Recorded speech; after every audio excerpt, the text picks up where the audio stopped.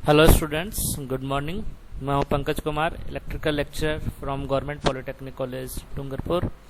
और अपन mechanical second year का जो ट्रांसफार्मर चैप्टर है उसके बारे में देख रहे थे लास्ट क्लास में अपन ने ऑटो ट्रांसफार्मर और थ्री फेज ट्रांसफार्मर के बारे में पढ़ा था। अब ये है ट्रांसफार्मर का लास्ट टॉपिक अपन पढ़ने जा रहे हैं, जो कि है ट्रांसफार्मर कूलिंग। ओके,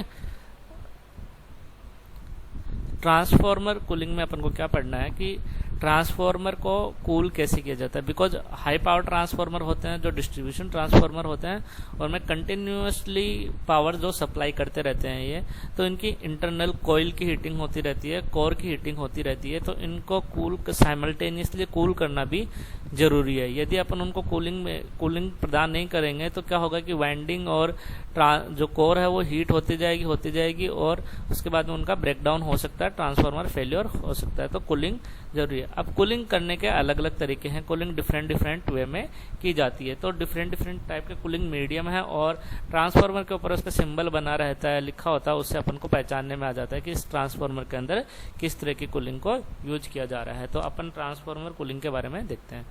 तो सबसे पहले अपन इसके बारे में देखते हैं कूलिंग मीडियम, कि ट्रांसफार्मर में कूलिंग मीडियम के रूप में क्या क्या यूज होता है। मीडियम का मतलब है यहाँ पे कूलिंग मीडियम से मतलब एक रिसोर्स क्या है कूलिंग का।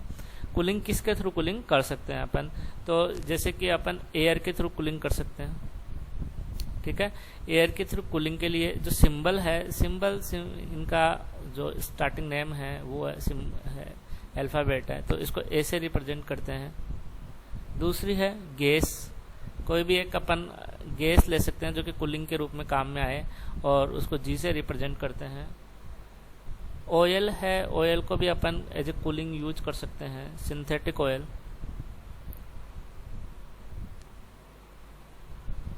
सिंथेटिक ऑयल इसको अपन एल से रिप्रेजेंट करते हैं।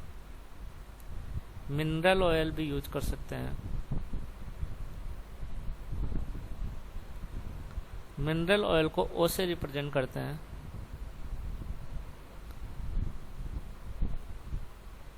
सॉलिड इंसुलेशन भी यूज कर सकते हैं अपन।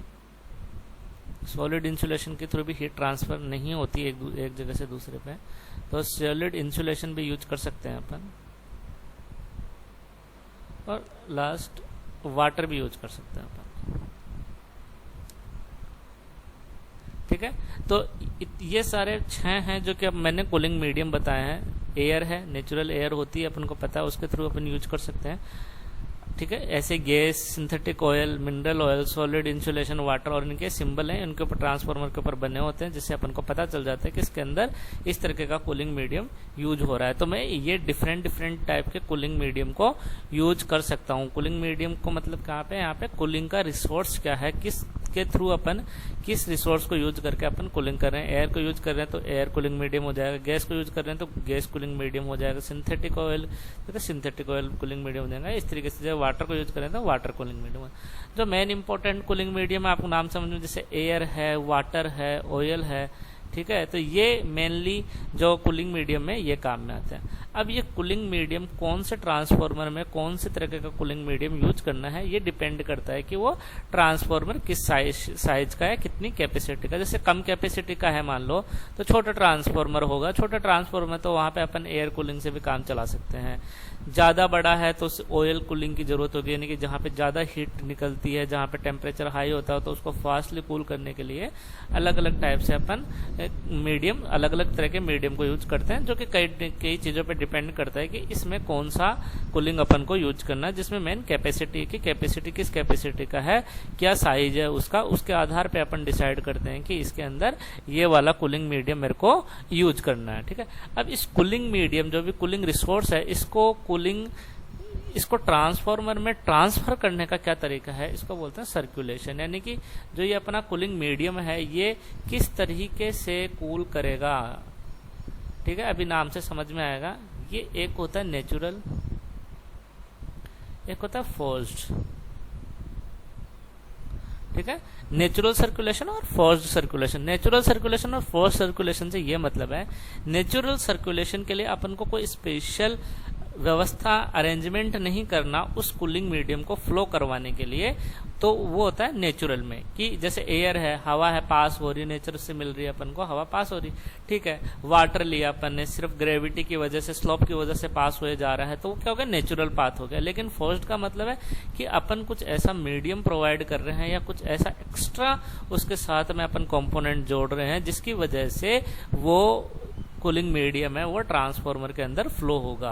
क्योंकि ट्रांसफार्मर के अंदर फ्लो से मतलब जैसे वाइंडिंग के टच में आएगा, वाइंडिंग के पास में से गुजरेगी, जैसे कि अपने जो एयर है, एयर तो पास हो सकते हैं, लेकिन ऑयल है या वाटर है तो इनके लिए छोटी छोटी जो लाइंस है, वाटर पाइप्स हैं, एक तरीके से वो फ्लो, उनके थ्रू वाटर फ्लो होगा। तो उनके अंदर एक तो नेचुरल रूप से वाटर फ्लो होकर ऊपर से आ रहा है, नीचे की तरफ फ्लो होता जा रहा है। एक है कि फोर्स्ड, अपन को कोई मोटर या कुछ भी लगा के उसके थ्रू फ्लो करवाना है, तो उसके क्या कहेंगे, फोर्स्ड सर्कुलेशन कहेंगे, ठीक है। तो कूलिंग मीडियम पता चल गया और अपन को सर्कुलेशन पता चल गया। अब किस तरह के ट्रांसफार्मर में किस तरह का कूलिंग मीडियम यूज करना है और कौन सा सर्कुलेशन यूज करना है, अपन देख लेते हैं कि कौन सी कैपेसिटी पे अपन क्या क्या यूज कर सकते हैं। तो सबसे पहले मैं आपको बताता हूं, सबसे पहले है एक सबसे छोटे ट्रांसफार्मर हो मान लो, तो वो होते हैं कि ट्रांसफार्मर में किस तरीके से, जैसे कि एयर नेचुरल मेथड अपन को यूज करना है, एयर नेचुरल मेथड। इससे अपन को पता चल रहा है एयर नेचुरल से मतलब है नेचुरल सर्कुलेशन होगा, और कूलिंग मीडियम कौन सा, एयर कूलिंग मीडियम यूज कर रहे हैं और नेचुरल सर्कुलेशन हो रहा है। तो इसके अंदर क्या किया जाएगा, इसके अंदर कूलेंट क्या होगा, एयर,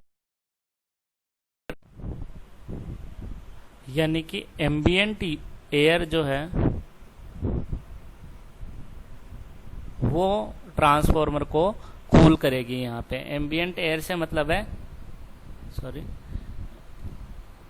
एम्बिएंट एयर से मतलब है नेचुरल एयर जो है वो फ्लो होगी और वही एयर जो क्या है ट्रांसफार्मर को कूल करने में काम में आएगी। इस तरह की जो कूलिंग मेथड है, इस तरह की कूलिंग मेथड 1 से लेके 5 MVA के ट्रांसफार्मर में यूज में आती है। 1 से लेके 5 MVA कैपेसिटी वाले जो ट्रांसफार्मर होता है उनके लिए ये मेथड काम में आती है, ठीक है।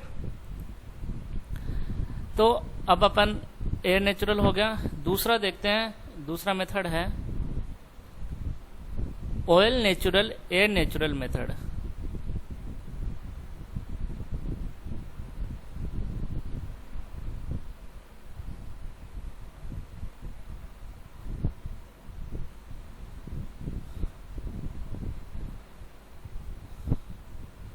ठीक है, तो इस जो ये तरह का ट्रांसफार्मर है, इसमें ऑयल भी होगा कूलिंग मेथड के, कूलिंग मीडियम के रूप में, और एयर भी होगा, और दोनों का सर्कुलेशन किस तरीके से होगा, नेचुरल रूप में होगा। इसका जो सिंबल है, इसका सिंबल होता है ONAN, इस तरह का इसके ऊपर सिंबल बना हुआ रहता है। और ये किस तरह के कितने के MVA तक के ट्रांसफार्मर में काम में आता है, ये आता है 30 MVA तक के लिए काम में आते हैं। इस तरह के जो कूलिंग मेथड है वो आप 30 MVA तक के ट्रांसफार्मर में काम में ले सकते हैं। उसके बाद में आता है नेक्स्ट जो आता है मेथड, वो आता है ऑयल नेचुरल एयर फोर्स्ड, यानी कि कूलिंग मीडियम के रूप में क्या होगा, ऑयल होगा और एयर होगी इसमें, और जो ऑयल है वो नेचुरल रूप से फ्लो होगा और एयर जो है वो क्या होगी, फोर्स्ड रूप में फ्लो होगी। फोर्स्ड रूप में किस तरीके से फ्लो कराएंगे अपन, इसमें अपन फैन लगाएंगे और फैन के थ्रू जो एयर होगी वो फ्लो होगी, ऐसे नेचुरल एयर फ्लो नहीं होगी। तो नेचुरल और फोर्स्ड एयर में समझ में आ रहा होगा क्या मतलब है। तो जो इसका रेडिएटर होता है, इस रेडिएटर के अंदर फैन लगे रहते हैं, और फैन जो है उनको जब हैवी लोड होता है और ट्रांसफार्मर ज्यादा गर्म हो जाता है तो उस कंडीशन में इनको ऑन कर दिया जाता है। तो इसका जो सिंबल होगा वो क्या होगा, ONAF, oil natural air forced. Capacity कितनी कैपेसिटी से लेकर कितनी कैपेसिटी तक होगा, 30 से लेकर 60 MVA कैपेसिटी के ट्रांसफार्मर में काम में आएगा, ठीक है। और फैन कहाँ पे लगे रहते हैं, रेडिएटर में, fan installed in radiator.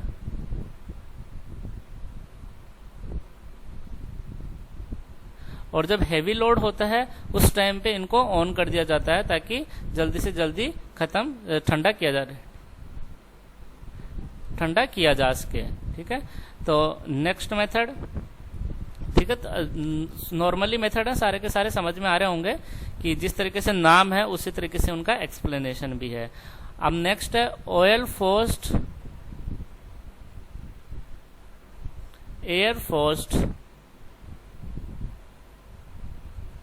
Method. ठीक है, ऑयल फोर्स्ड और एयर फोर्स्ड मेथड। तो इस तरह के जो ट्रांसफार्मर होते हैं और भी ज्यादा कैपेसिटी के लिए काम में आता है। इसमें क्या होता है कि तेल ऑयल जो है रेडिएटर के अंदर तो वही फैन या कूलर लगे होते हैं जो कि हवा को जब इनको ज्यादा गर्म हो जाता है तो अपन यूज ऑन कर देते हैं और वो हवा फोर्सडली एयर जो है सर्कुलेट होने लगती है।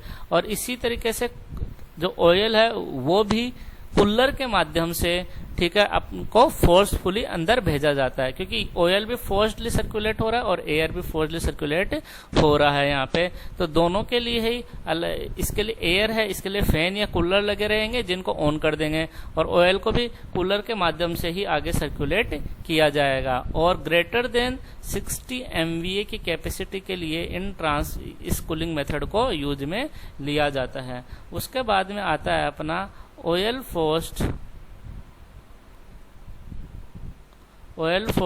Water forced method. अभी तक अपन ऑयल और सिर्फ एयर ही मीडियम के रूप में अपन देख रहे थे। अब अपन देखेंगे कि ऑयल और जो अपना वाटर है उसको कैसे अपन भेजें। तो उसके अंदर क्या होता है कि इसमें ऑयल और वाटर को फोर्स्ड सर्कुलेशन के थ्रू इसमें भेजा जाता है।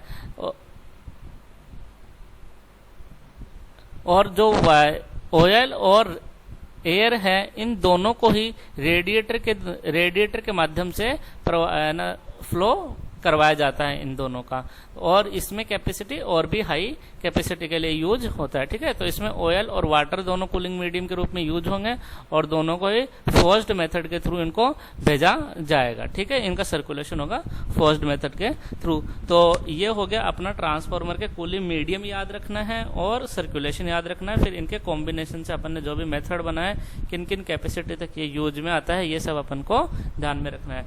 ठीक है, तो इसके साथ ही ट्रांसफार्मर का कंप्लीट ट्रांसफार्मर खत्म हो रहा है। सब कुछ अपन ने ट्रांसफार्मर का देख लिया, और जिस सीक्वेंस में देखने हैं वीडियो वो इसके डिस्क्रिप्शन में दिया हुआ है, उसी सीक्वेंस में देखना ताकि आपको जल्दी समझ में आएगा। ठीक है, नेक्स्ट लेक्चर से अपन इंडक्शन मशीन के बारे में देखेंगे। ओके, दूसरों के साथ शेयर करना और लाइक करना इसको, ताकि दूसरों को भी इस वीडियो के बारे में पता चल सके, वो भी अपना बेनिफिट उठा सकें। Okay, thank you.